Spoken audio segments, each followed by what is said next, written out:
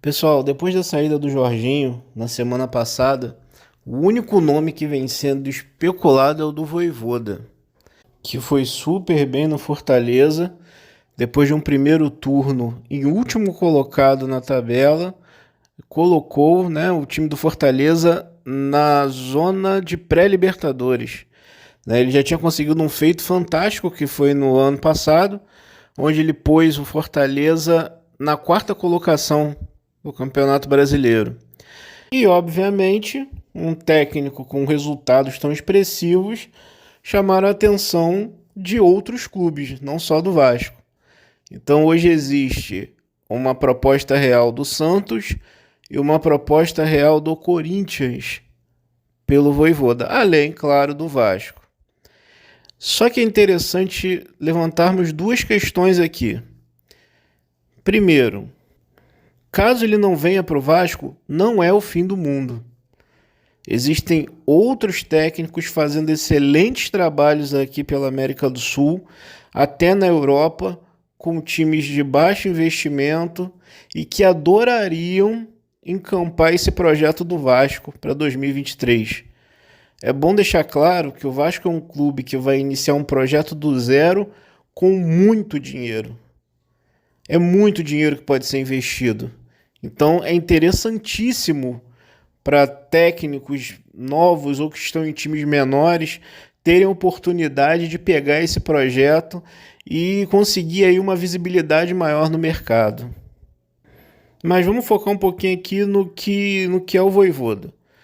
O Vojvoda é um técnico argentino que não conseguiu muito espaço no seu país, foi para o Chile e do Chile atraiu os olhares do Fortaleza.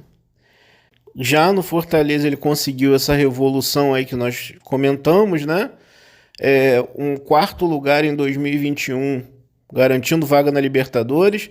No ano seguinte, chegou até a fase de mata-mata da Libertadores e conseguiu agora levar o time para pré-Libertadores, né? Em 2022. Só que é bom lembrar que o Vojvoda era totalmente desconhecido até a sua chegada no Fortaleza. Então não faz muito sentido a gente achar que ele vai ser o único exclusivo salvador do futebol do Vasco.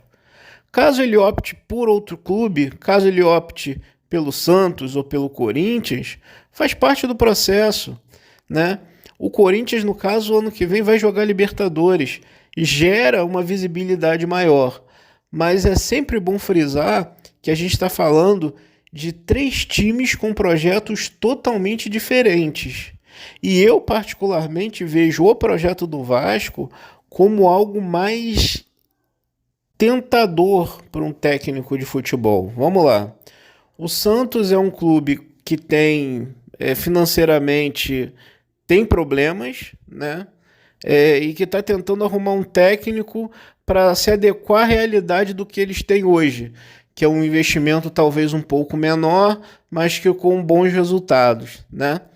O Corinthians é uma outra realidade. O Corinthians vem sim de problemas financeiros, tanto que fez um adiantamento de uma parte aí das transmissões de TV, mas tem um time forte.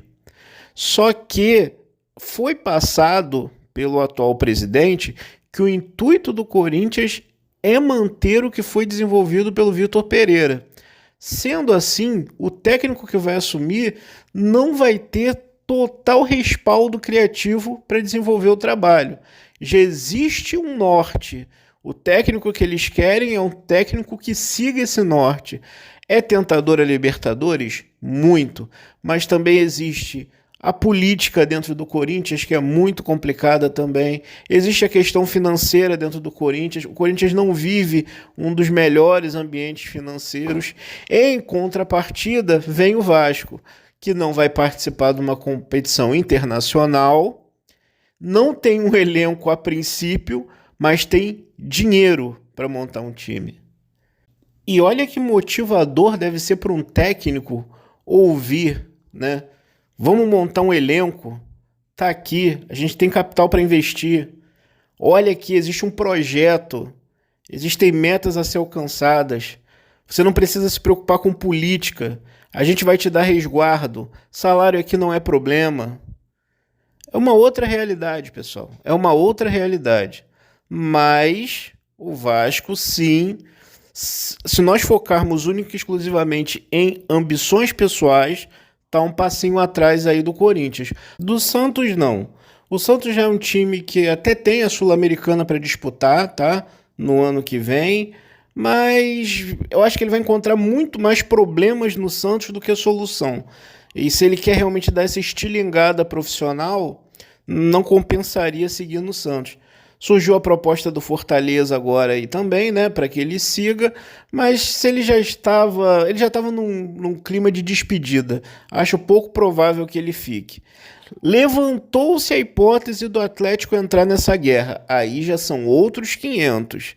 A gente está falando de um time que tem dinheiro, que tem elenco e que vai buscar resultados.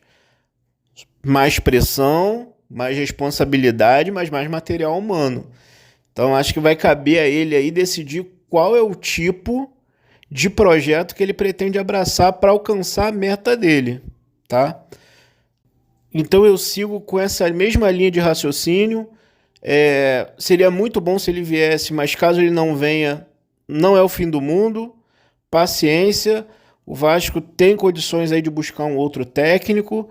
E se ele vier, ótimo, vai ser interessante para ele e para o Vasco, porque a gente não pode esquecer que hoje é um Vasco que tem condições de investir em boas contratações, montar times competitivos e disputar aí a médio e longo prazo títulos. Então é isso aí, pessoal. Forte abraço.